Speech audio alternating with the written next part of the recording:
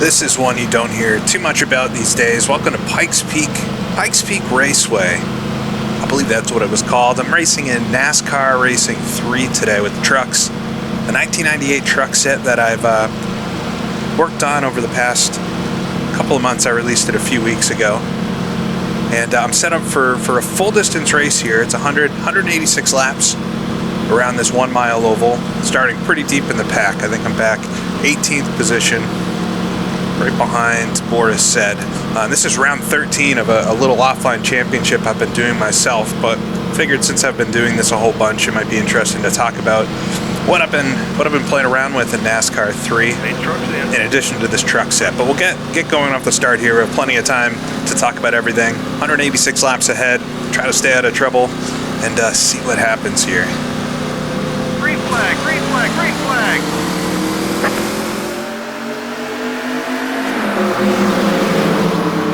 Come down to the turn one and watch out for the famous Papyrus checkup, although they're a lot better in NASCAR 3 than some of the earlier games. The 35 truck slips in front of me though. A little bit onto the backstretch. We'll get too wide. See if we can take Boris here on the low side too. Boris said the road course ace. Had a full season for Ken Schrader's team in 1998. All right, decent first lap here. Come across the line, up to 16th. Clear, clear, clear.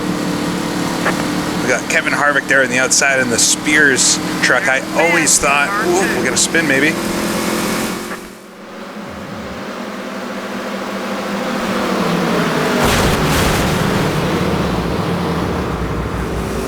They're pretty easy with the cautions in this. Sometimes you can have some pretty big accidents if they don't throw a caution.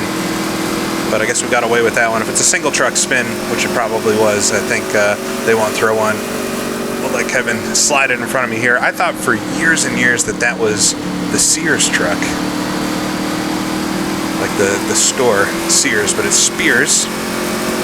And big race team on the West Coast. I think Kevin raced in Winston West with them and then came to the truck series and continued to drive. As I tried to go to the high side there in the 61, who was quite slow, as the 35 is going to run me right up to the wall. It's Ron Barfield. Clear, clear, clear all around. So 1998 trucks, 50th anniversary of NASCAR. It's only they're both going to have a run on me on the outside here. It's only the third season, right? 95, 96, 97. It's fourth season of trucks in NASCAR, and the whole season 1998 was kind of a high for NASCAR. I think I look back on it quite fondly, and I wanted a 1998 set of trucks in this game. We had one for NASCAR 99 with the trucks over there, but NASCAR 3 is probably the best of, or it's the final stage of the original Papyrus racing sims. The original engine, some folks call it the 2D physics engine, where you can't actually get airborne or pick a wheel off the ground or anything. You're kind of a little more planted. It's a little easier in some ways. I find it so fun, nostalgic, as well as we got a truck coming out of the pits here. It's the 10. See if we can slide around the high side, coming out of the corner. Gonna run me right to the wall. Yeah, but I find these sims, especially the NASCAR ones, to be a very relaxing way to do some kind of sim racing, but it's very lighthearted in a way. And NASCAR 3 really, it's just got all the features, those little things that were added in. It's not this massive leap over 99 or 2, but it just has a little bit of everything. It can run with force feedback, which is really nice. And you might have seen I was using the H pattern shifter off the line. And so it feels just that little bit more modern. And on the video here, you're seeing that I'm playing it in 16:9, a modern kind of resolution. This game was originally 4:3, but using some DOSBox settings, which I can put in the description, or actually dgvoodoo, not DOSBox. This game runs on Windows, but dgvoodoo, which is a wrapper, so you can run this game with modern graphics hardware. You're actually able to crop the screen And this is how I'm seeing it. How you're seeing it is how I'm seeing it. It's a little bit more of a widescreen. The bottom of the screen and the very top of the screen have no information that's needed. And I was able to recently figure out how to move the display that we're seeing with the positions up to the top left rather than it being on the bottom right. And that was the only thing hidden when you zoom in. So I was able to fix that and get it so I can actually see the standings well while I'm driving in kind of full screen mode. It's not quite my full ultra wide, but it's much better than it used to be 4:3. So that, and I'm also using lossless scaling, which is how you're seeing this so smooth. All those things combined, it makes it feel not so old, at least to me. And it's a good amount of fun. I've done 12 races up to this point. Jack Sprague is leading our championship. I guess I can throw the points up. Jack Sprague is leading the championship, not too far ahead of Joe Ruttman, and Tony Raines in the Pennzoil truck is in there. I did win 2 races. It was a few weeks ago now. I'm trying to remember which ones it was, but I've DNF'd out of a few as well, so it's kind of even things out. I'm in 12th position in the championship, but it's just fun to do some races in this.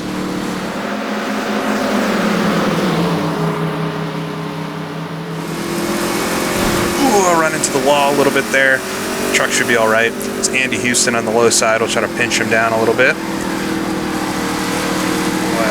Ran it just slightly too hot through the center of the corner. What are we coming up to here? 173 to go. All right, got plenty of time left. I just want to make sure I don't go a lap down. We're 9.5 seconds off the leader already, which is going to stack up awful quick. We'll get around Houston. So this truck set, I painted some of the trucks. Some of them are converted from the default set, which was 1999. The expansion, this is an expansion for NASCAR 3, the truck series, and not sure it was ever available by itself as a physical copy, but you could get it in something called the NASCAR 3 Acceleration Pack, which I do happen to have. And you can also find this online very easily these days. And it originally came with 1999 trucks, I think only maybe 20 real drivers. And so some of the paint schemes, I'm looking at Greg Biffle's up there specifically. That's one of the 99 schemes that maybe changed a few things on, like the manufacturer logos and stuff. Since the truck itself didn't change too much from 98 to 99. But then I painted some other trucks. I did this one kind of quick. It wasn't a big research project or anything. So some of them might not be super accurate, but I did put manufacturer logos on all the trucks. And the big thing was I redid the 3D model. I'll put a little picture up here.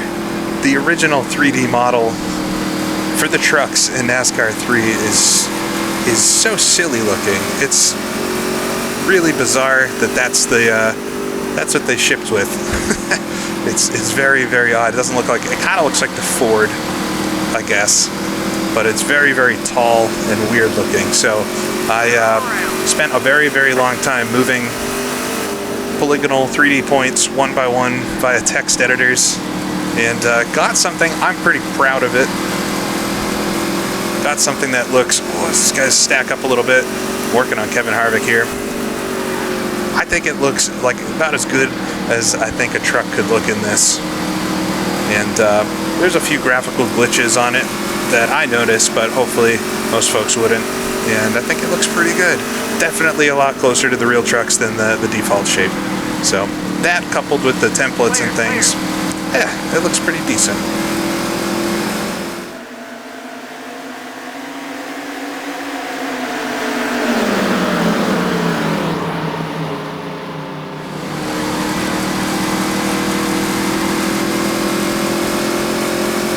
The 6, Rick Corelli, I believe. It's fun to kind of relive the drivers which raced. The truck series at this point was so different than what it is these days. Really, these days it is a development series that drivers get their first taste of the big tracks, basically, in modern NASCAR. But back in 95, 96, I'd say up until the year 2000, this series really was like a short track racing series. They did race a few larger tracks, and I think the 98 schedule is just about as perfect as they ever got. Was Rick Corelli quite slow there. So side by side with Biffle now. Got this low line here that's tough to make actually the full pass on him. Just slightly quicker on the low side than these guys. Gonna understeer a little bit up the track there, a little push towards the exit.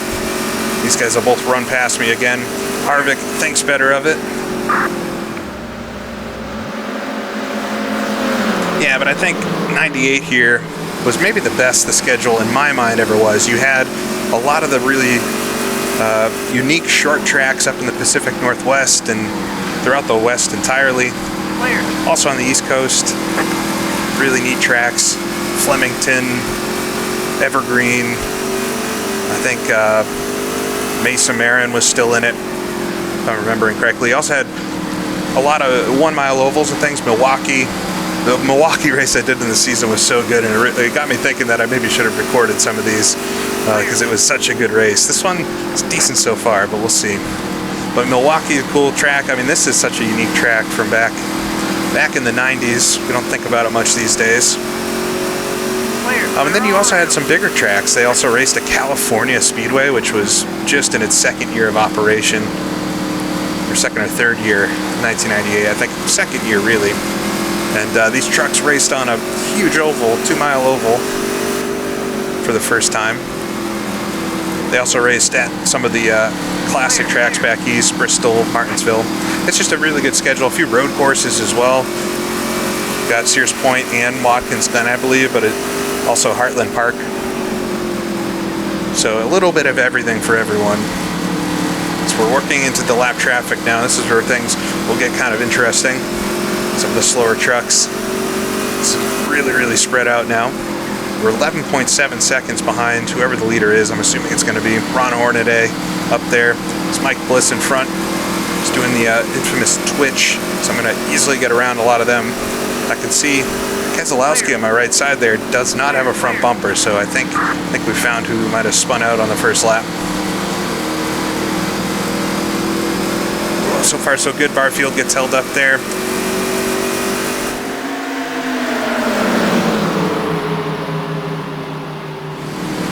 Hensley's up front in the Petty truck. I don't see him directly in front of me here.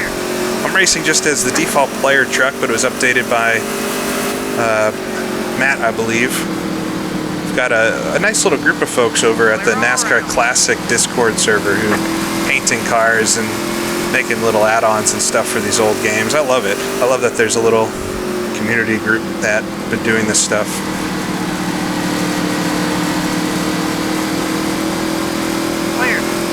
Alright, so we're up into 8th place. Take a look at the lap count.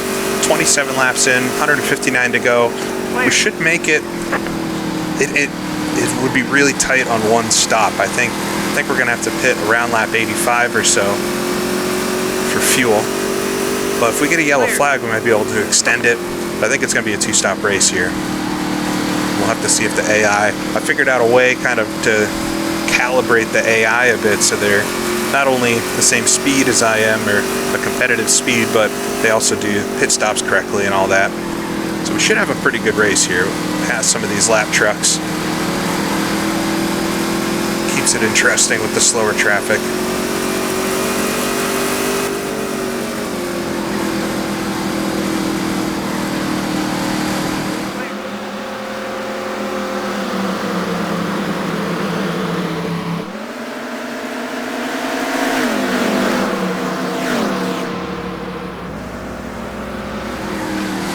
A little bit wide there. I can feel, feels like my tires are starting to run out just a little bit. See, the right sides are getting a little bit worn compared to the lefts. Now, the truck series in NASCAR 3, and somehow I never realized this, but it does have some different rules than the NASCAR stock car side, the cars side of things, the Busch and the Cup, where there's two different rules from what I can tell in this. One, which is one that might come into play here, is under yellow, you can only change 2 tires during the yellow flag.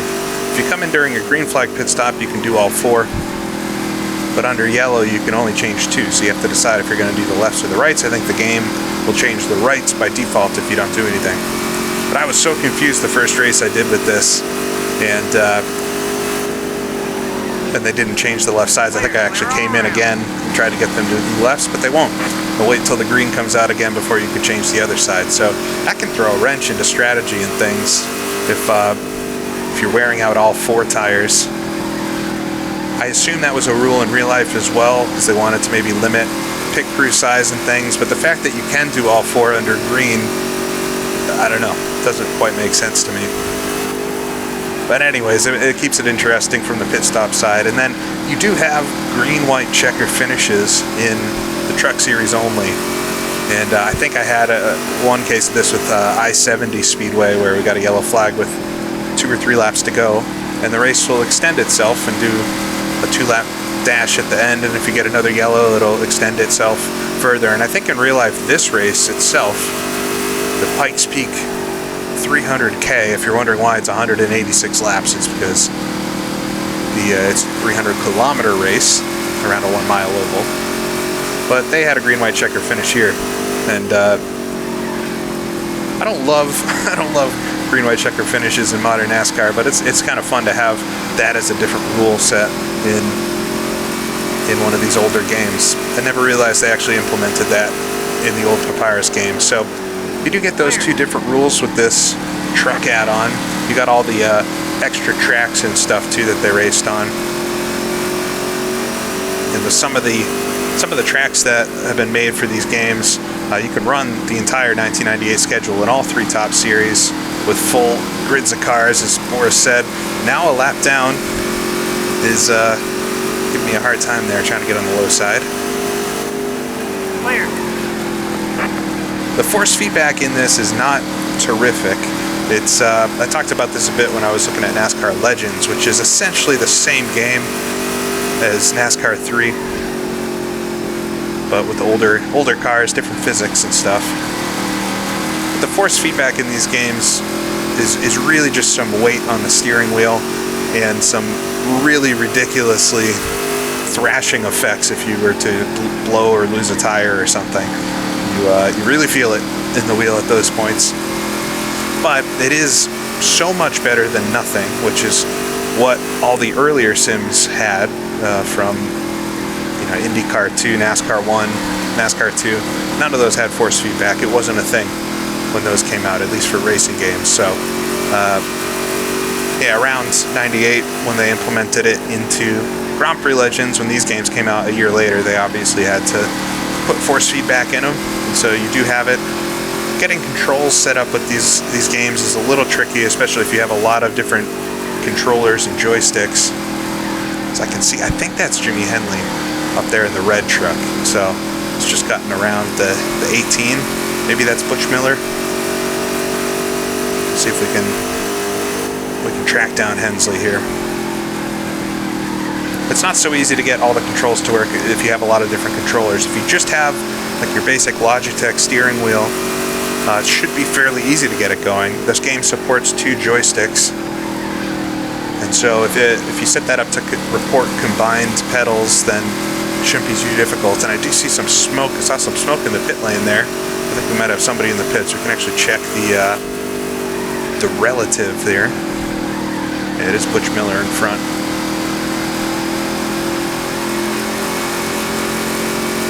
But if you got the basic setup, it isn't too hard to get going. I've also heard these games are pretty great on a controller, since it is a little more simplified of a physics model than the more sophisticated games.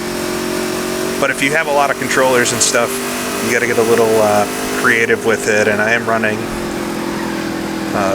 VJoy, set up a virtual joystick that combines my shifter and my pedals and the button box and all that, so that I can actually use it all. And then I've got the wheel set up as a separate controller. I found this application called HID Hide, which allows you to hide certain controllers from certain games. So I'm able to hide like my other shifters and handbrakes and things, so that I don't have to unplug them physically when I play these games. So all that stuff combined, it's a little bit of a mess, and gets very specific to your specific hardware, which is why it's hard to make tutorials and things on how to do it. But It all comes together, and it's if you do like these games, it's surprisingly modern feeling once you get it at a bigger resolution, the higher frame rate, force feedback running. I'm having a lot of fun with it. You can do this exact same thing that I'm doing here, running an offline season in NASCAR 2003 with a 1998 truck set, and you might have a better time doing that. But I've got a lot of nostalgia for these older games, and because they're also from that same time, this game released in '99, it just feels right to do 1990s stuff in it, which is maybe why I enjoy it. I don't know. All right, it's been a slog here trying to get up to Henley, and he's getting held up just a little bit with this traffic, as the AI tend to do. We'll get it back on the distance one, so 12.2 seconds, so not in danger of going a lap down yet, but nobody behind me. Greg Biffle, Corelli, and them have fallen off big time through that traffic. The AI aren't quite as good as getting around the lap traffic as they are in IndyCar 2. I find I can definitely catch up a little bit through the traffic compared most of the time. Clear all around.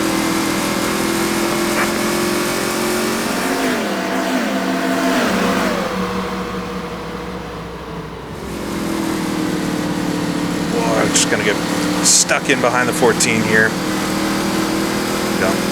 Should get him on the exit. Get past that NHL truck. Don't look closely at that one. the real truck had, I think they were icebergs on the side of it.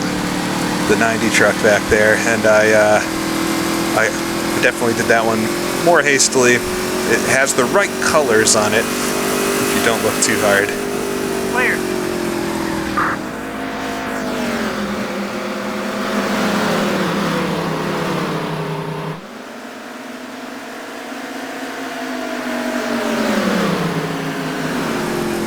Alright, I can see Sauter as well, stuck in some of the traffic up there. Then the Goodwrench truck, Jay Sauter, took over, I think it was for this season. Maybe he started in '97.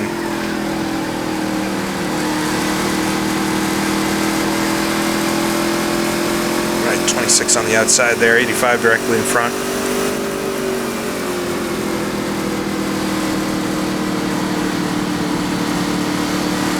In '98, there were still a lot of the Winston Cup drivers would come down and do a race here or there. In this pack of cars, I did paint a truck for Mike Skinner, who made, I think, just 2 starts in 1998. He, of course, raced in the number 3 truck for the first couple seasons of the Truck Series, and he went to Cup driving the 31. But he came back, did a few. I know Darrell Waltrip, I think, still did a race or 2. Ernie Irvin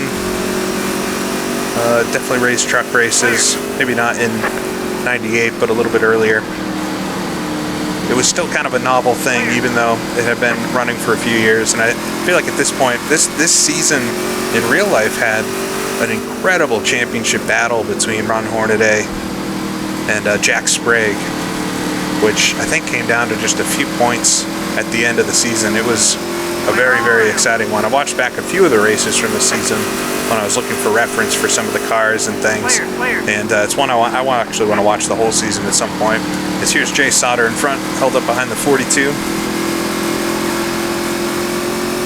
We have a very clean race here so far. We had one car spin early on, but no yellow flags yet. And we're going to be facing green flag pit stops, just over half tank of fuel gone.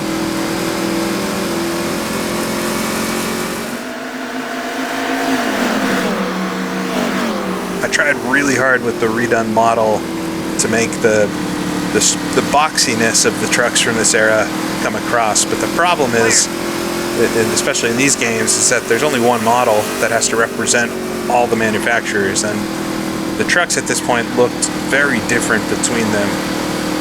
So we'll paint the line below Tolmsa here.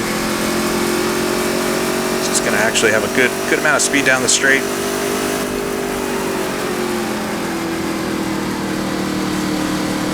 I think I'm actually faster than Sauter here. Say that, and he gets a good boost down the straight. maybe in the corners though.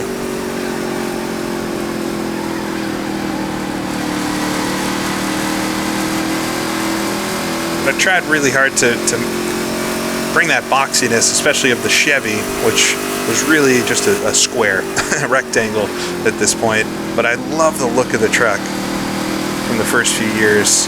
I think 99 is when they changed them as run up right to the wall. Just avoided it to really get out of it there though. 99, I think the Silverado that they ran for that season was updated, so it's just a little more rounded and gets a little more like the current trucks, just that next step. But for 95 through 98, it was a box, and especially if you go back to 95, all three, it really just was Ford and Chevy at first, although there were a couple Dodges in 95. They didn't really start till 96, and the Ram was a lot curvier than both the Ford and the Chevy, and then by this point the F-150 had been updated, so it's a little rounder.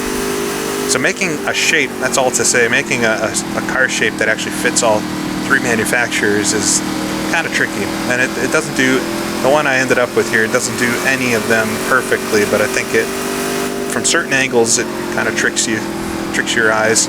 It's the 55 here, he sent it into the corner. Such a worried he was going to pit there for a second. I don't know how the AI do here pitting.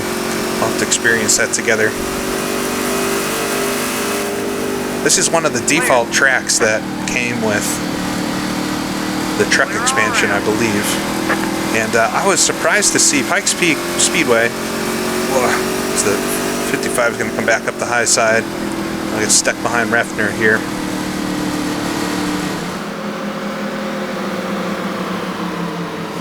There we go. Pikes Peak was really a result of the 90s boom of racing in the United States, but especially NASCAR racing.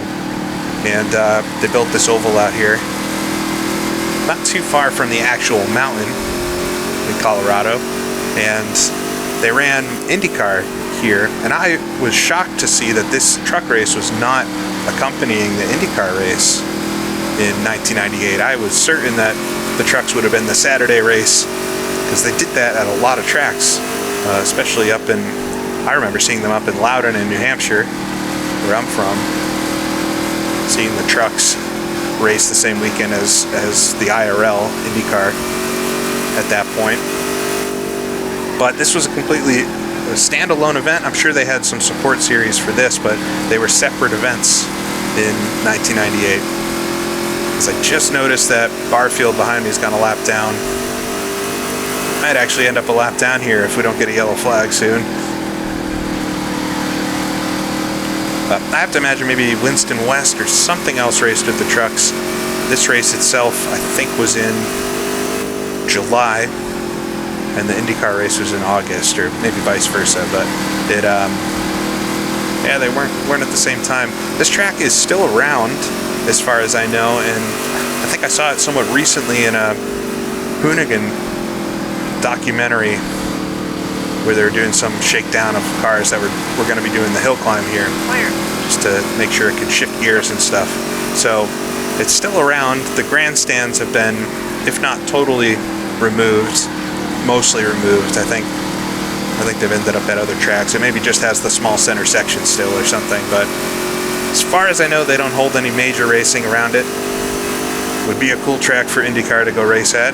Why not? Kind of fits the type of ovals they like to do these days. So now we finally caught up to Jay here. He's got a good run out of the corner.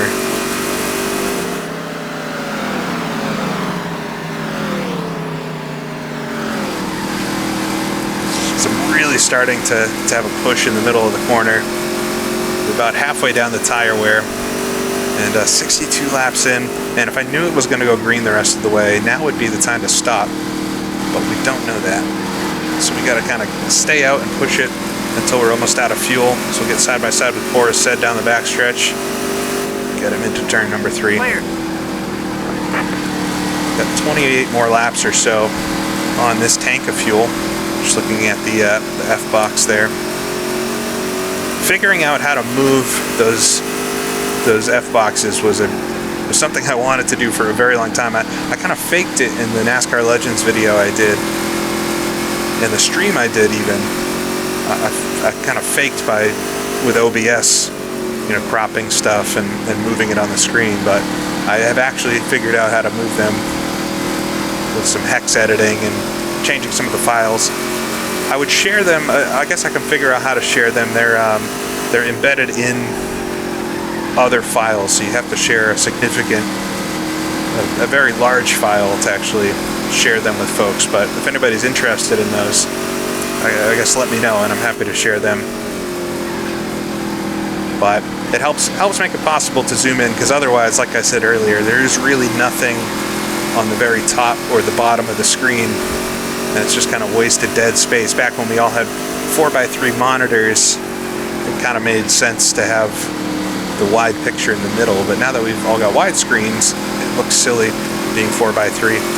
It's right on the rear bumper, the hitch, if you will. Come on. We should be able to hopefully stay on the lead lap here. I'd love if there was a caution right now. That'd be perfect. I have not done a race yet with these where there wasn't a yellow flag, so it would be very, very surprising if we didn't get one. But now that everybody's spread out, it's going to be a little harder to have a yellow flag unless we get a multi-truck wreck. Trying to work my way around solder here.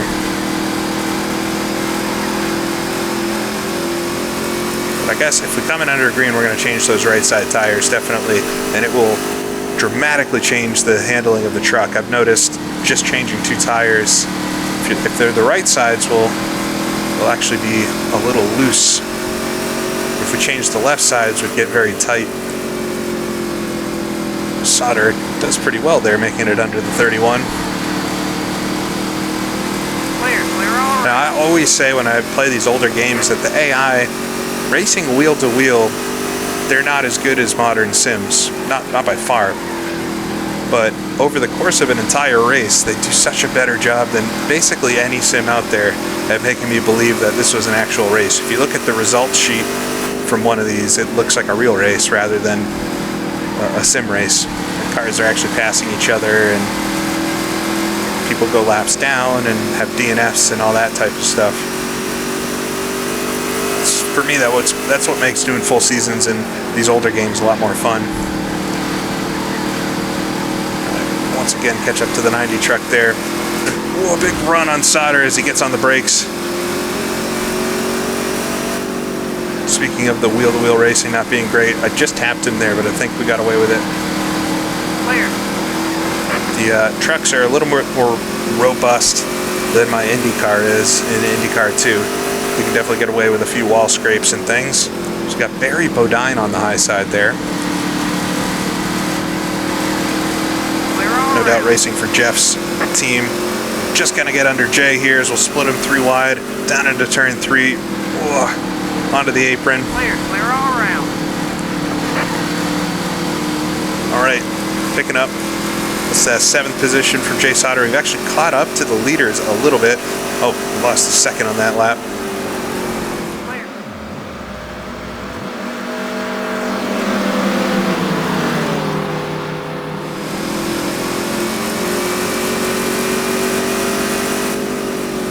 Clear all around.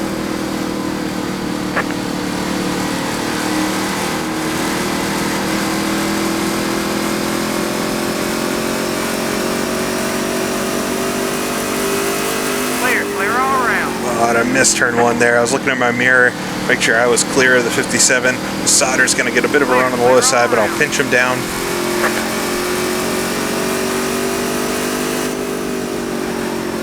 '78 truck sits in the middle of the track. Get underneath him though. Almost feels like the time I'd want to pit with so much traffic in front, but if I pit and we go yellow, I'm going to be in big trouble. We don't have too much more time left before pit stops under green anyway. I think we got to stay out though. It would be just my luck that we get a yellow flag as soon as I come into the pits.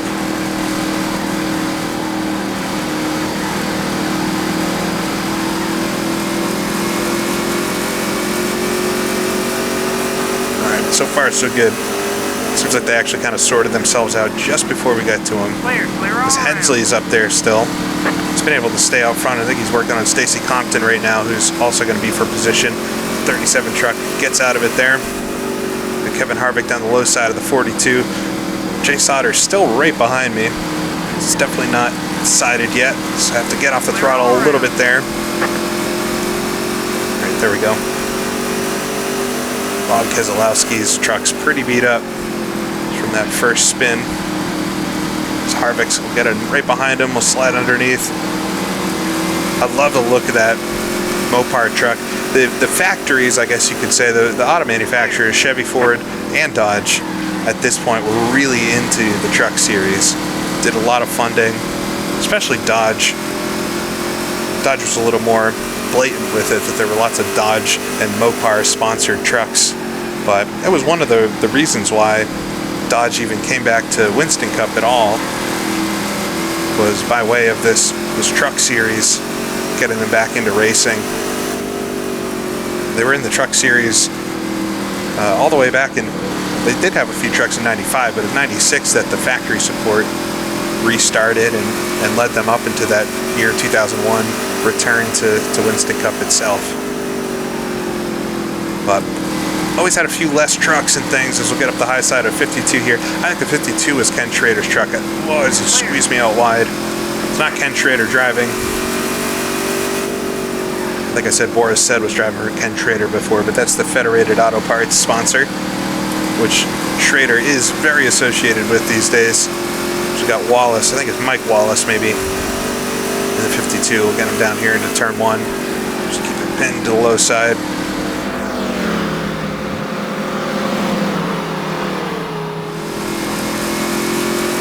Alright, we're getting very close to pit stop time, and I haven't really practiced the pit entry here, but it's not too hard. One of the big, I guess, physics flaws or non-modeled elements beyond the fact that you can't actually get off the ground ever is you can't lock the brakes in these old sims either. So you can mash that brake pedal, and the worst it'll do is upset your truck if you're driving on a road course or something and you use too much braking force. You might end up spinning out just from the truck getting out of balance and things. But you can pretty aggressively brake, more so than you could in real life. It doesn't do a good job at teaching you softness on the brakes. We are up to lap 80. I expect some other trucks to start pitting here, which will make things interesting. We'll wait till we get down into the lower fuel, or we hear that the leader's coming in. I'm going to start taking the high side just to make sure we don't get run over. But we do have a truck going in. I think that's actually Sprague on the low side going in, so maybe I'll come in next lap. We'll get some new tires on the right side. Yeah, already pretty worn in that right front, but it's done well to last this long. But yeah, we're gonna have to pit with like 20 laps to go at this rate if we don't get a yellow flag. We'll see. All right, we'll try to make a pit stop this time. Coming out of turn number 4. Down into third gear there. I use the clutch just by habit. You don't need it in this. All right. Watch your speed. Not too bad of a pit entry by my standards. But we do have that 45 pit speed limit to come out to. Just wait for the fuel to go in. I wish we could change left sides as well. Definitely would take 4 after that long of a run. We'll have to slide him behind the 35 here. 45. Keep it on. 5,500. All right, just ride that 5,500. By cropping the screen, you do lose the tack at the bottom. And luckily we can just see the needle where we need to for pit speed. Keep it on. 5,500. Just ride that. It should be a little higher than that, so we'll be all right if we go over it a little bit. Okay, you're clear. All right, back out on the track. We're 10th right now. We should still have trucks pit here for the next few laps, though, and hopefully catch back up to where I was. Here comes Sprague on the high side. He's going to have warm tires, though. Clear all around. All right, 24 truck's going to get held up as trucks come in the pit lane. But definitely gained a lot on Jack. So try to pass coming down into turn 1. He has a lot more grip. try riding that high line. Usually the AI are just much better at the high line as he kind of tags the wall. You'll see that sometimes the AI will just ride the wall.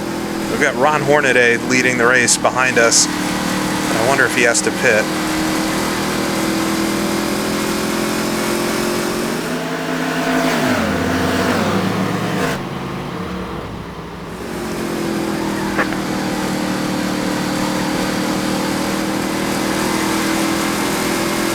This game is built, like I said, it's kind of the very last game built on I think of it as the original Papyrus engine, but they had lots of improvements in every single game that would come out, but you can trace back how this game works architecturally and through the physics back to Indy 500 from 1989 that has a lot of the same structure and things in the files as well as the physics themselves and how they behave.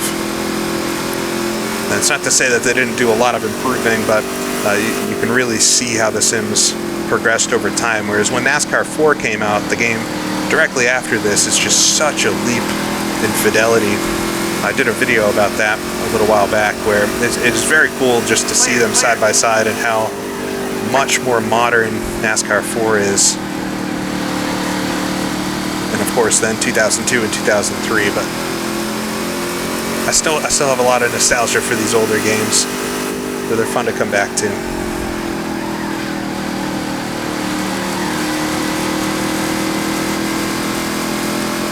All right, under 100 laps to go then. Not too far away from halfway. Very clean race so far. I'm shocked actually. We'll see. I have to think it won't stay that way, but you never know. Maybe I'll get a green to checkers race. Okay, the leader's on pit road. All right, finally, leader's gonna be pitting. We're up to 8th already. We're chasing Stacy Compton in front and Jay Sauter still behind me. So I think I ended up roughly where I was when we came into the pits. Although I can see Jack Sprague up there. Maybe Jimmy Hensley's with them and Stacy Compton. So they're all in a little pack up there.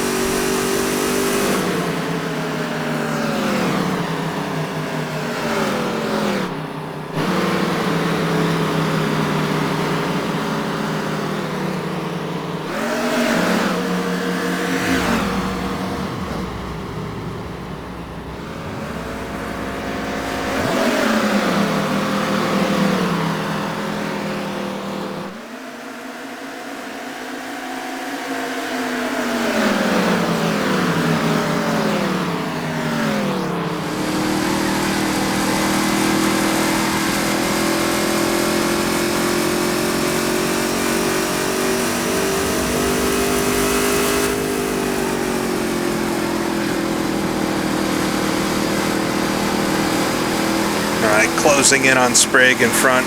Just have to pump the throttle slightly there.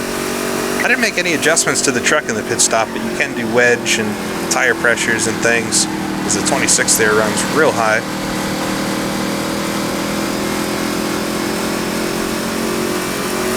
Yeah, you can do quite a lot to tune on your truck at pit stop, so it honestly feels fine. It's just trying to catch up to these guys is the hard part. We've got a truck coming out of the pits as well. We're 23 seconds off the leader, though. I think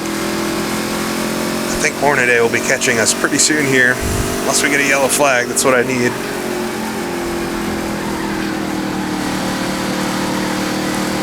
No luck yet. We'll see quickly if there's anybody out of the race. Just the 51, Tammy Jo. Lonnie Rush in the 10 is 8 laps down already. I've got them, I did the ratings for this, of course, and got some of them set up to be very slow, because there were just some very, very slow teams and trucks out there in these days, and they have about the same amount of laps down at the end of the races as they did in real life. But one thing that's really nice about the truck series and why I find myself doing more of these types of races is a full race is an approachable length. It's about an hour and a half usually, rather than if you're trying to do a Winston Cup race or something, you're talking at least 3 hours, which is a long time, and it's tough to find time to do that as get a bit loose there trying to avoid Tomsa. So we'll come to halfway here. Let's try to get through these guys successfully.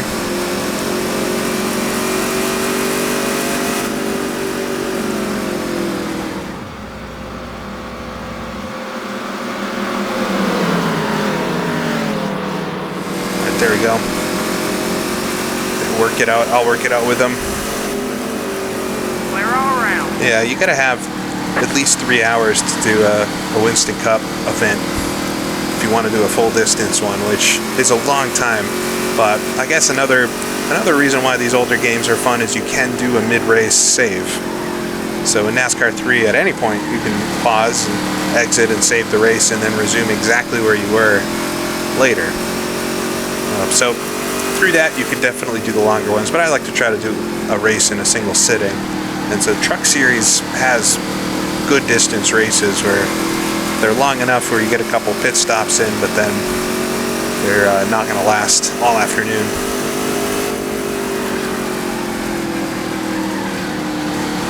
The physics are also different for the trucks in NASCAR 3 and even NASCAR 99, but NASCAR 3 than the Cup cars. There are only 2 sets of physics in this game, one for the Winston Cup and Busch cars. They actually share the same exact physics, and then the trucks have different physics. They're a little heavier, they're less aerodynamic, and they're a little less horsepower. So when you're at the bigger tracks, especially, I did the Texas night race with them, and you're pretty much flat out the entire lap around there, which is an interesting experience. It's not quite as compelling in this game anyway as a track where you've got to actually brake and stuff, but a little more of a super speedway style race that one was. So I've got Rick Corelli up the road, but I think I'm chasing Stacy Compton here. Yeah, he's quite far up there. I'm in 6th place. I'm just in danger of going a lap down here. So we have 88 laps to go, and we're gonna come up about 11 laps short on fuel. The last one will be a splash and dash for sure, but a yellow flag would be perfect right now. This Joe Ruttman's actually the leader, coming up behind me in the X-side truck.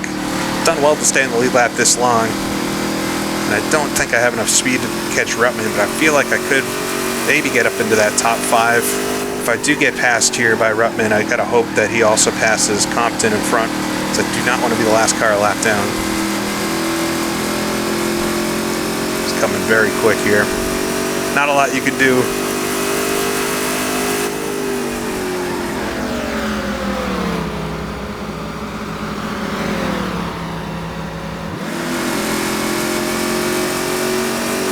I won't let him by, but it's probably going to happen whether I want it to or not.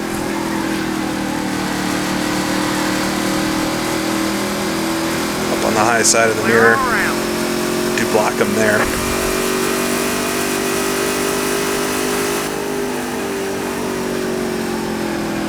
Oh, and I do not get the turn in right. I might want to change some of the truck in the second pit stop if I can. Now would be the perfect time for a yellow flag if we could get one. Won't be able to do this for too many more laps.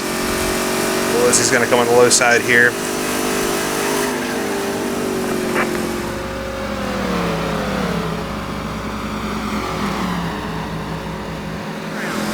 It's inevitable. I do find the AI surprisingly good in this. They're very erratic, and some tracks can be very frustrating because they will, especially like trying to pass, like earlier when I ran into the back of Jay Sauter, stuff like that can happen where it's just impossible to avoid. But it's not as if those types of scenarios wouldn't happen in real life either. They just maybe feel less organic than a real life crash. But beyond that, I mean, I do find the AI surprisingly good in these games. Especially, I've been playing so much Automobilista 2 lately with their new update, and I don't know. It's really tough to compare AI side by side with such different types of racing, but I'm still struggling to get the same enjoyment I get out of these old games with those. There's a lot of great things about AMS2, and a lot of it comes from the driving experience. But yeah, I don't know if I could commit myself to doing a full season in the same way that I can with these games.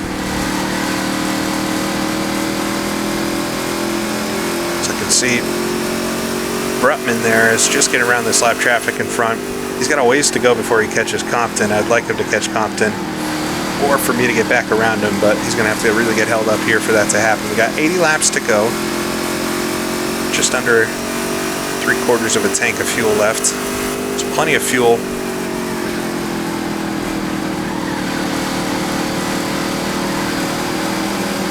But we'll have to run it to empty basically to hope that we don't get caught up by a yellow flag at the wrong time. Clear all around.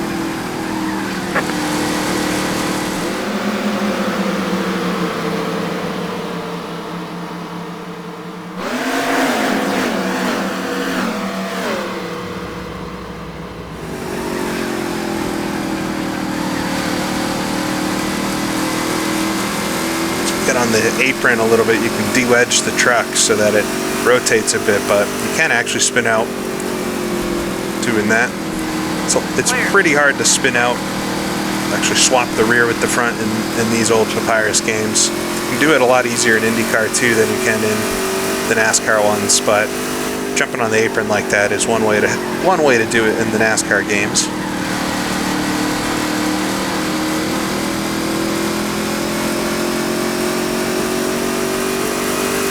Got a nice little gaggle here. This PBA, Professional Bowlers Association truck, I really dislike the paint scheme. It almost looks like a fictional truck to me, but it is real, and it didn't look too far off of that. That one I painted all right. Clear all around. But it's yeah, not the best looking paint scheme in my mind. As we stare at the Remax truck, which is a really good one. Some of these trucks I mentioned, they're defaults, and I painted some, and then there was a small number as well that came from some other folks that have made trucks for this game over the years. So we'll go 3 wide down the bottom there, but get the 18. But Matt, who does lots of stuff with NASCAR 3, shared a bunch of files to me Clear. to help. And some trucks he had done, I think Jay Sauter's truck, as well as the Remax truck there, Rick Corelli. So really, really nice to have folks send stuff as well, just to make the whole thing a bit easier. And it's not the most accurate set in the world, but it, I think, convinces you just enough that it's 1998.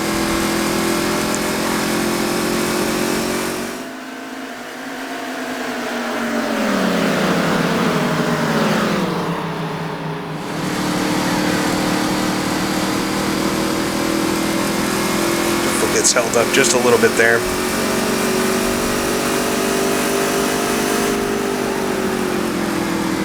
It's Lance Norrick in the 90. Get pinched to the low side. He heard what I said about how well I painted that one.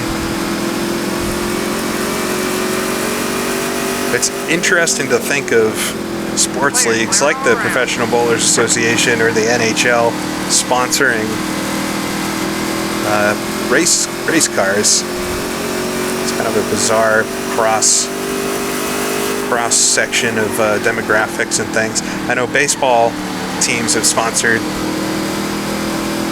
cup cars, specifically. I'm thinking of Dale Earnhardt Jr.'s, I think it was a 2001 All-Star baseball car. The white looked like a baseball, had the stitch marks painted on it and stuff. I think that was 2001. And I'm pretty sure there were a few other baseball cars over the years. You don't see a lot of the sports crossing over as the 26th there. Thought he might jump a little higher. It was a little bit risky from me to go around the outside, but made it work. All right, we're 6.4 seconds off of Stacy Compton in front. We'll see if I'm catching him at all. It's going to vary lap to lap, I imagine, with some of the traffic. 6.5, so I lost a tenth that lap, but I did have to pass some trucks, so we'll jump down the low side of 57.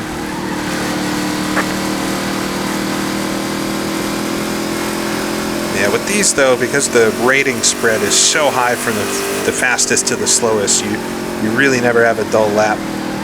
So you're always trying to pass somebody, and especially on the really short tracks, it keeps you on your toes. I think these mile tracks are probably some of the best in this sim. for racing. There's enough space where you can actually avoid the AI and race around them, but it's not so big that you're really spread out. I think we're running 36 trucks here, which was about the normal field size for truck races. I don't know if they limited it to that or that's how many actually showed up, but it seems like most of the races were between 32 to 40. 6.6, so we are losing just a little bit of time every lap to Stacy in front.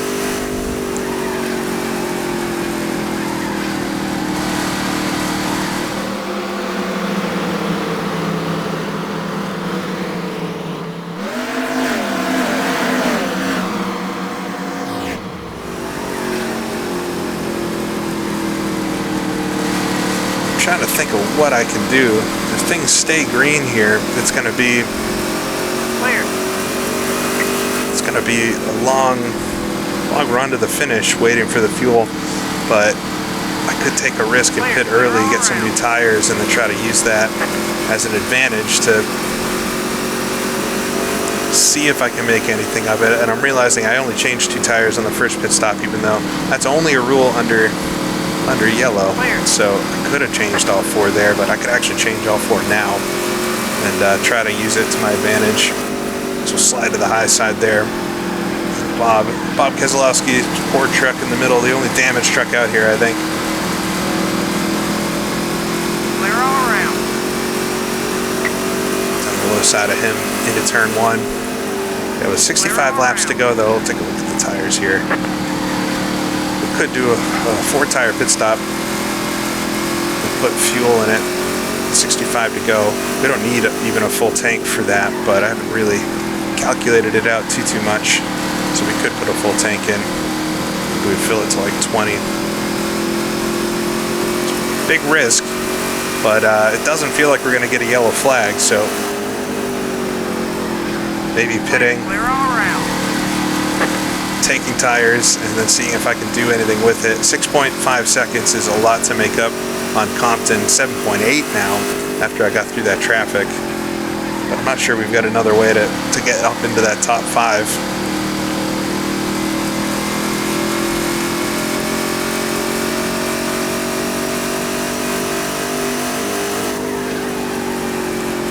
The longer I wait, the less advantage it would be. So I think we maybe try it and see what happens. Hail Mary. We're in 6th now, so as long as I finish 6th or better, it was worth it. But we'll try it. Coming to the pits here. Watch your speed. Watch your speed. Down to first gear. Watch your speed now. Hopefully there's a good pit stop. I'm going to lose a ton of time though. I'll probably go 2 laps down. We'll see where I come back out, back in 8th.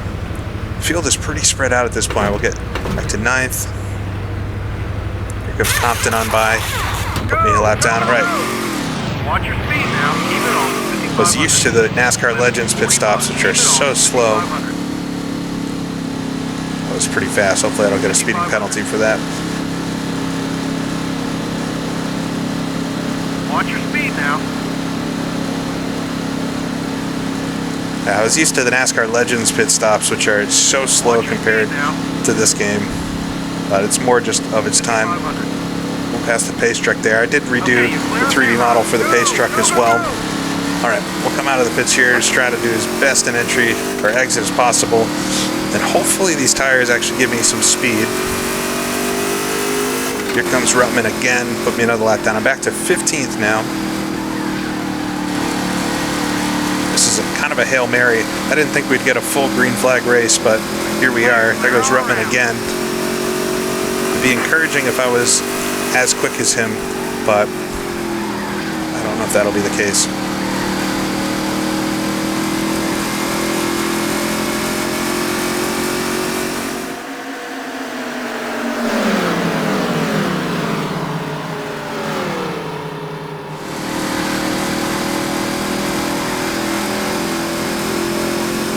Ruttman gets squeezed up right against the wall.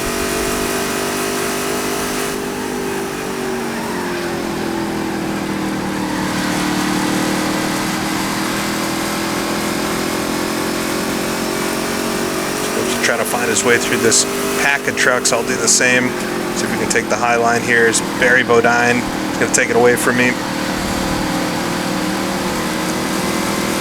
We'll go to the very, very low side. It's a D-shaped oval, so you can make up some ground just because the track is shorter. Then you got to try to squeeze down into turn one as we get onto the apron. Oh boy.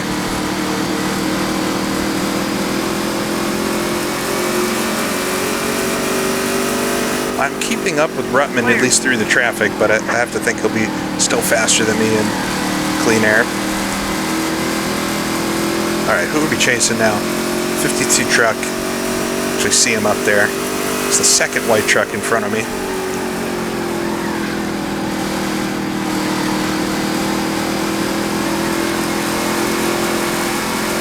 Push up to the outside. Clear all around. We didn't actually look at how many laps down I am now.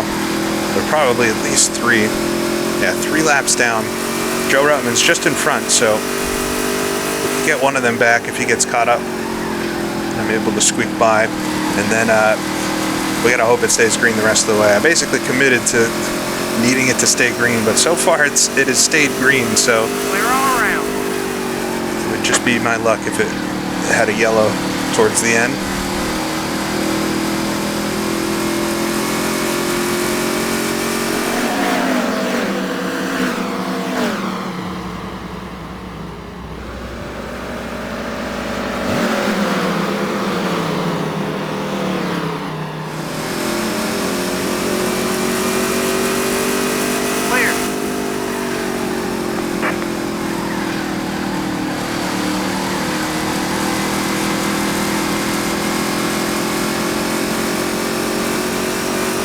Ruttman's doing very well getting through the traffic as I'm catching up to the 75, so Kevin Harvick's actually the one in front of me now.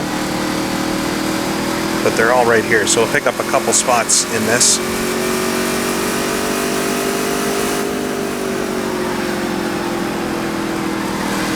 See, the trucks do that little twitch. That's just something that all of the cars do in these games, and it's something that goes all the way back to even Indy 500, that the cars kind of do that twitch when they're behind traffic.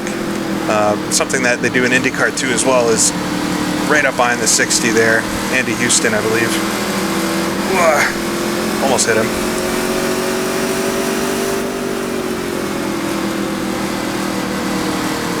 Just trying to squeeze myself in here. Not able to carry the speed, pinching it down low like that. That gets me one spot though.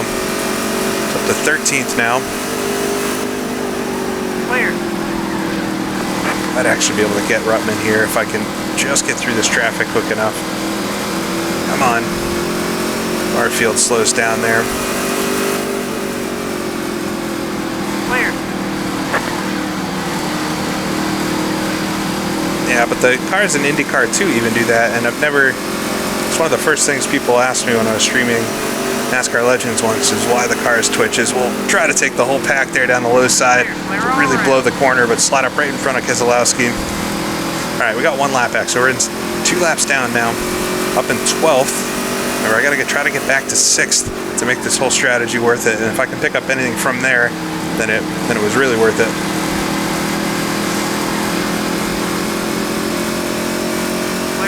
Slide around the 78th of it. I think everybody else's tires are wearing out now, and mine have plenty of life. I took 4 new tires there, so I'm kind of banking on that being the difference. If we can get to the point where they're all pitting, it's only going to be about 10 laps to go, and if they're smart enough, they'll do a splash and dash, so it might not equate to much. I could even lose through all that, but we'll have to see. Try to run away from Ruttman though. Keep this lap at least. Mike Bliss now in front. 48 laps to go, so it's not so much to go.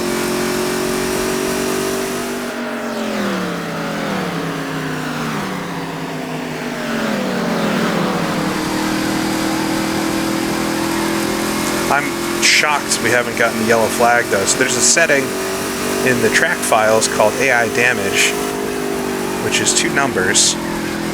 The first number is the first lap at which an incident could occur, and the second number is the max lap that could go without an incident. And incidents can be anything from a spin to a mechanical problem to assume maybe just missing the braking for a corner. That could also be a crash. So what you're defining is how many laps would be between the quickest and the longest amount of time that you would expect something. And I think I've got it set to 50 laps on this. I try to do about 50 miles at each track. I found that keeps races interesting, but it isn't chaos with cars crashing every lap or anything. But yeah, I guess we did have a crash early in the race, or a spin, but we didn't get a yellow for it. And then I'm not sure what the other issues have been along the way, but clearly we're in for a clean one today. So we're catching up to Mike Bliss here. I'm definitely quicker than some of these trucks out back.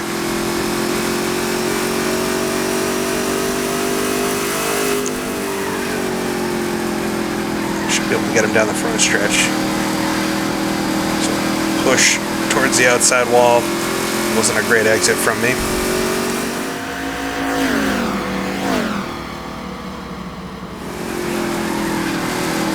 Pinch him down low. I'm actually quicker through the corners now, which is interesting. I guess the tires would do that. There we go. Long way around him. Able to get around Mike Bliss. Now we're chasing Rick Corelli in the Remax truck. And I can see Joe Rubman back there again. He's gotten through the traffic now. That purple X-side truck's going to try to put me 3 laps down again.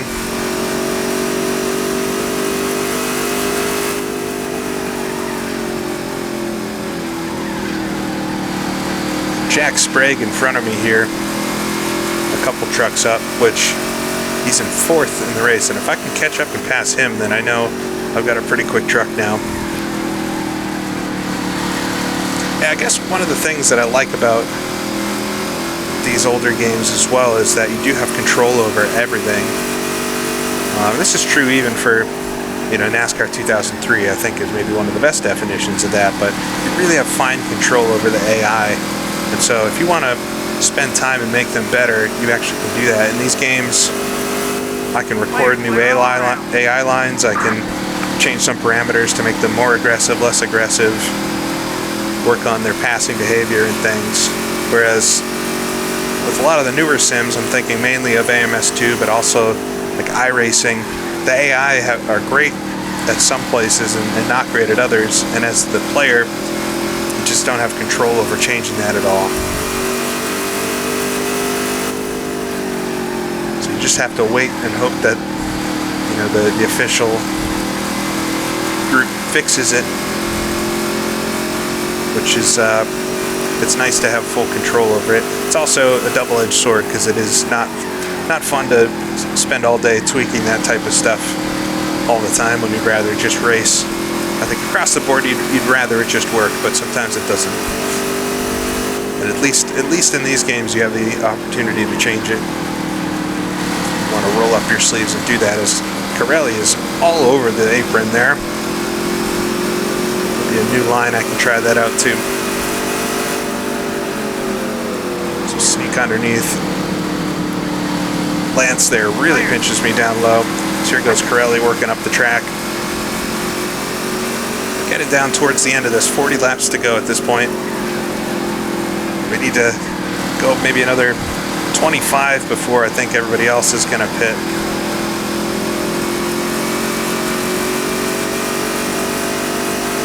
Try to jump down on Corelli here in turn 1.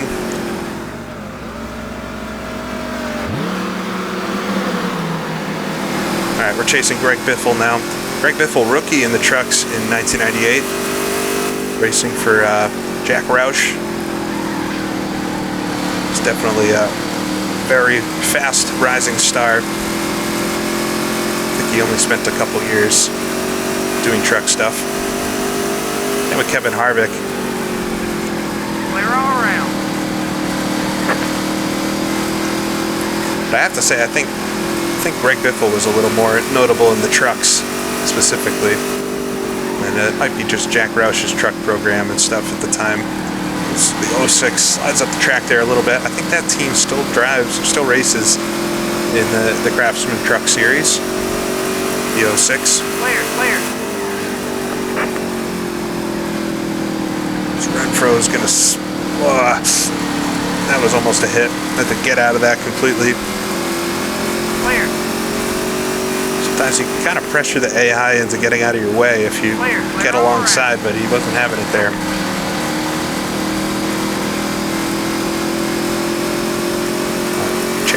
Chasing Greg Biffle, he's just getting around, or Jack Sprague is just getting around him in front. I'm definitely catching Sprague, so I feel like if this does go its distance, we might have a good shot at getting up higher than 6th place, which would be interesting. These long strategies are pretty risky. Clear, clear.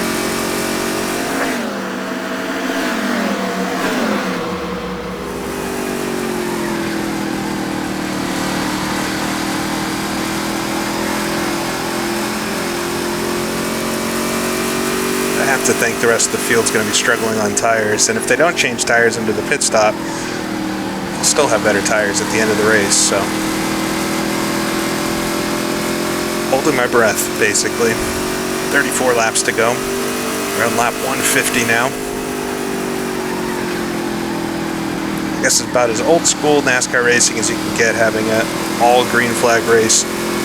Probably won't be many's cup of tea these days, but I do like when strategy can kind of play out, and you do give yourself a little bit of hope of something, but it has to go your way. Biffle there gets caught up behind Boris. Alright, we got the slipstream from the draft from Jack Sprague in front. Randy Tolmsa on the high side there.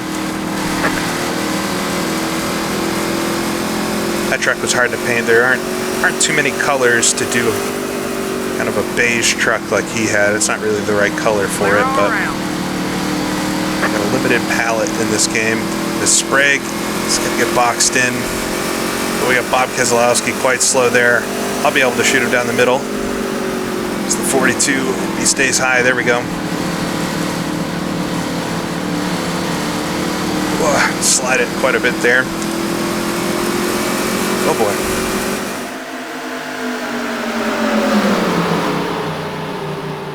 Barfield now is 3 wide. I'm really taking not giving them any space now.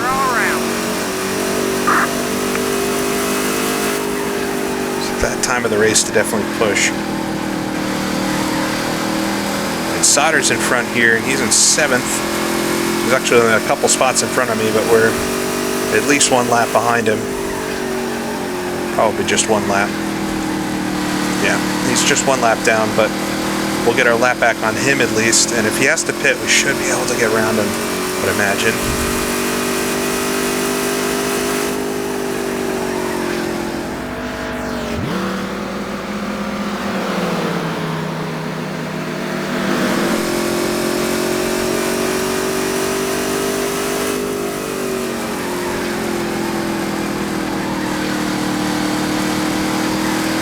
Quite quick, but should have just that edge on him on grip.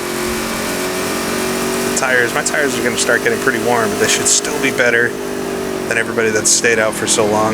He doesn't get quite as low as I thought he was going to there. There we go. He has to get out of the throttle because he's got a truck above him. Be able to get around.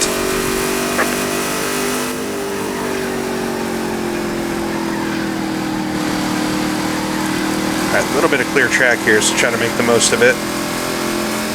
Butch Miller in front in the 18.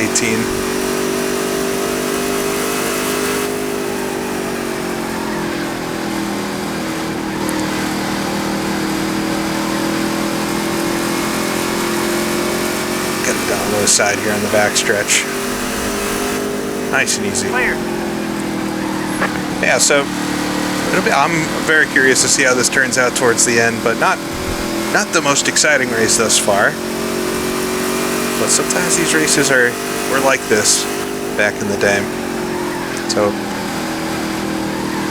not super unrealistic either. I think at this point in the season, or they might have just gotten rid of it, I believe for the first half of 1998, the Truck Series still had a halftime break in the middle of the races. And that was actually a feature in NASCAR 99 with the trucks. But wasn't carried over into NASCAR 3, because by the second half of 98 and into 99, they got rid of the halftime break in the race, where they would just throw a yellow flag, kind of like a stage caution, except laps would also stop counting, and they would allow everybody to work on the truck for 5 minutes without any risk to losing positions and things. And I've heard you can actually kind of mod that into the game.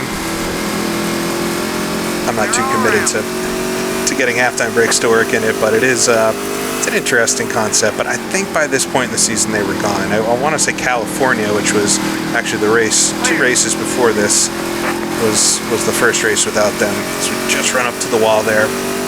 We have Barfield 17.6 seconds in front. We'll see if I'm catching him. Should be. And if he has to pit, which I think everybody's going to have to pit, I really hope they do. He will definitely pass him if he pits. Oh yeah, definitely catching him. 8/10 that lap. 24 laps to go. It's going to be close to them pitting now. I imagine they'll start dipping in here soon. If I'm staying out for this strategy, you're going to run till you have no fuel left, essentially, because you're hoping for that yellow flag. But I just don't think it's going to come today for whatever reason. Around Pikes Peak, at least, they don't like throwing yellow flags. I know for a fact we've had at least one spin, because I can still see the skid marks to it right here in turns 1 and 2.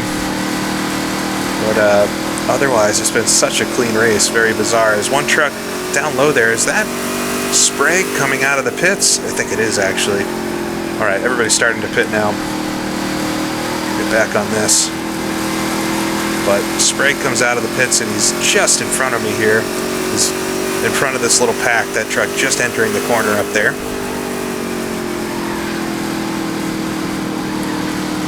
Try to get around all 3 of these black and red trucks.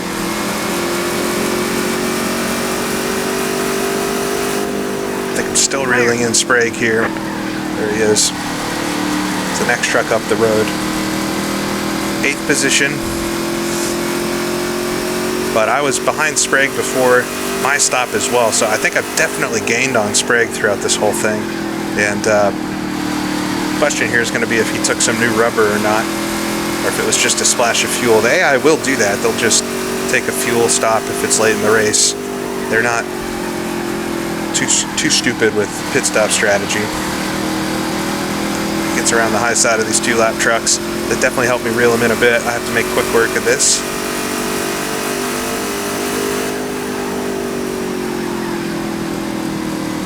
I'm not going to be able to take the low side there at 57. 20 more laps. Be very, very late on the throttle onto the straight. We'll get around him here. Clear. And help me up a bit. 20 more laps to go. I can see some more trucks on the pits. We'll hopefully at least get one of my laps back. I don't think we'll finish on the lead lap. There's Stacy Compton, which I think I'm actually going to get ahead of Compton. So this definitely paid off for me. I need a couple more spots to get back to where I was, but maybe I'll be able to get a top 5 here. And yeah, I'm going to try to get Sprague.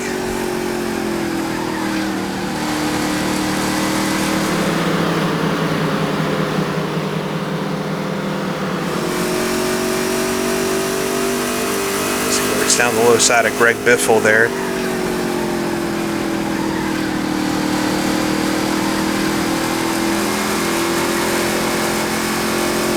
So 85 looks down low, go to the high side.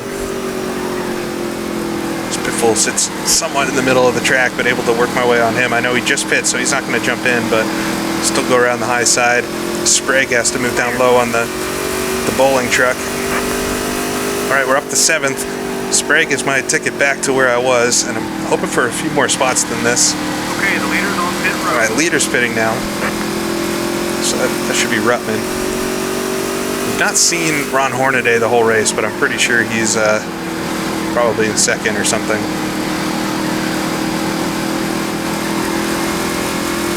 Clear. All right, Sprague's held up with these couple of slow trucks. Big gain on him this lap. These 2 will park it down low. It's the 10 again. Well, Renfro leaves the outside open. I wasn't expecting him to do that. Clear. Sprague looking high on the 37. My tires are really starting to be worn now because I've run these almost 60 laps at this point. Just got 15 laps to go.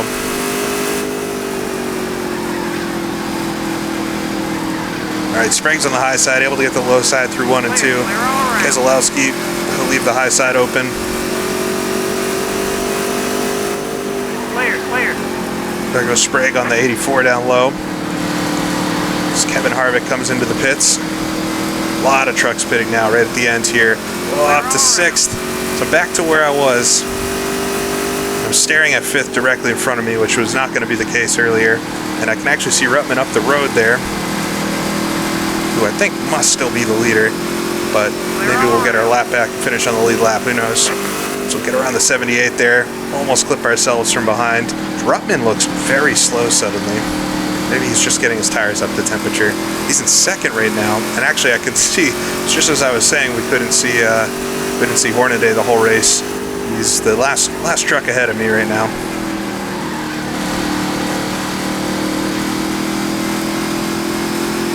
Oh, Sprague gets held up behind the 52.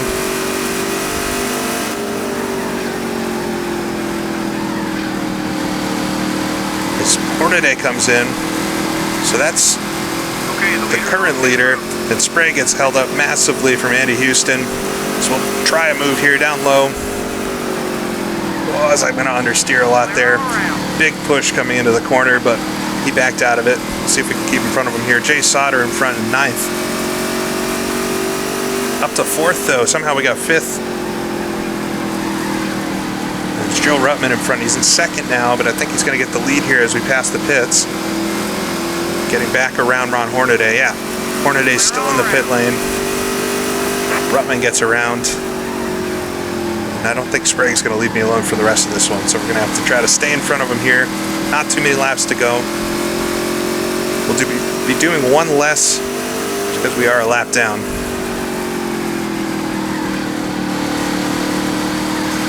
It's in front of me. It is actually Hornaday's in front of me in 3rd. But he's going to be pretty far up the road, I think. We'll see what it is here. 27 seconds. About a whole lap. Look at that next lap again. And Sprague behind.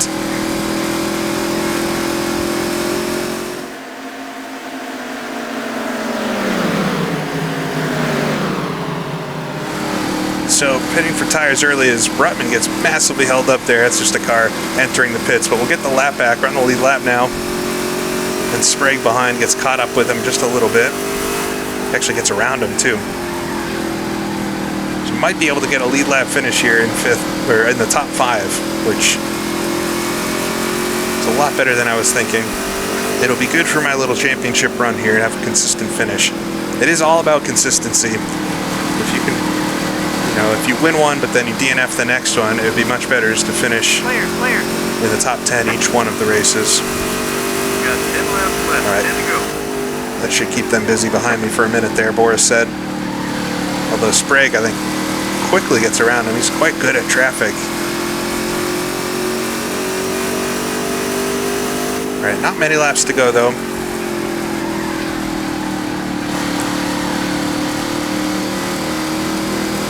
We're actually only 11 seconds behind Ron Hornaday. 10 seconds now, 10.5. Be interesting if I can catch up to him, but it's about a second a lap from our distance.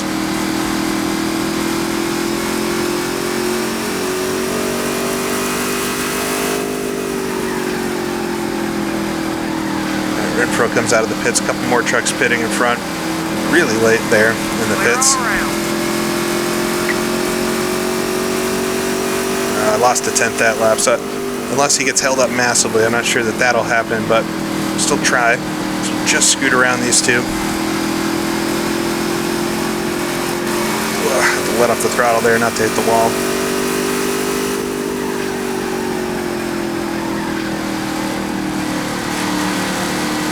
Sprague is really holding it in there behind me. It's actually Ruttman's on the low side, Sprague on the high side.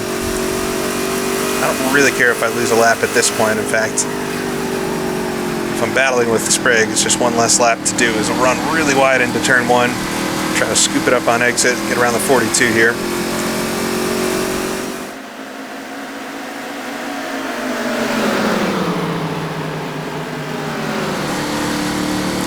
was able to make better work of that than Sprague, and he's going to come up right behind me now.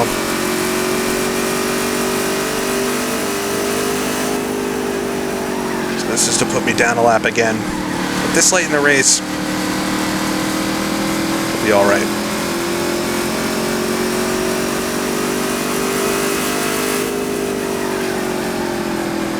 Run it quite deep into turns 3 and 4. He's going to get up the inside then. Clear all around. All right, come to the line. 5 more to go. 5 more laps. Maybe 4 more because I'm behind Ruttman here. So I'm just keep my eye in that mirror because Sprague is right there.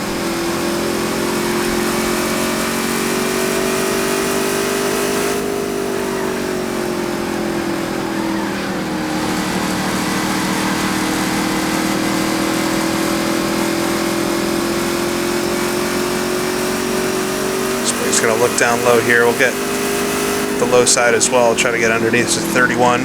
Clear all around.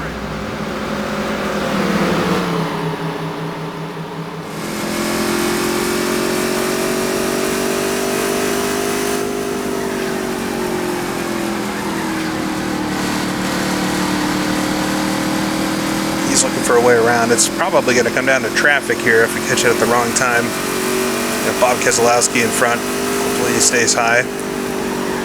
Very slow. Quite damaged, that truck.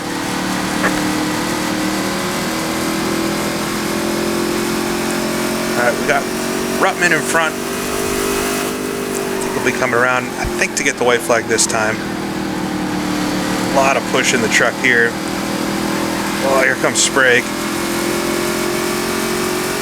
Just 2 to go. 2 more, actually.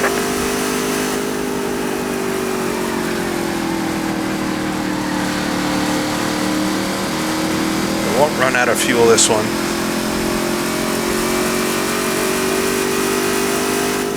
Randy Tolmsa here. Oh, he actually gives me the spot. I was thinking I would have to jump high on him. Bogged down a little bit coming out of turn 4. We should see the white flag this time. There it is.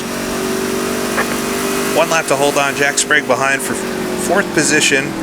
We'll get a top 5 with this. Clear, clear. Alright, onto the backstretch. Got a little bit of a lead. He got held up with Tolmsa there. We'll just coasted through nice and easy through turns 3 and 4. So, man,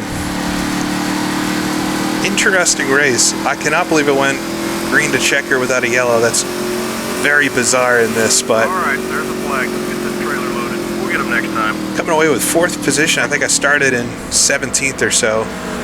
So it's quite the rise up the order. It's fun. I hope it was enjoyable for anybody that stuck with me through the whole thing. I figured I'd film one of these since I've been just plugging away at a full season, a couple races a week or so. But let me know if you did enjoy it, if you'd want to see any of the future races in the season. I'll definitely have picked up a few points from this one, and I don't think I've got a shot at the title in it, but that's not. I think was always going to be out of reach with just how quick some of the faster trucks are. But yeah, I think NASCAR 3 still provides some good amount of fun, and I really enjoyed putting this 98 set together, and definitely redoing the truck shape because it always bugged me what it looked like in the past, and now it at least looks slightly more like the real truck. But anyways, I think that'll be it for this one. Hope you enjoyed it. This is GP Laps, and I'll see y'all again next time.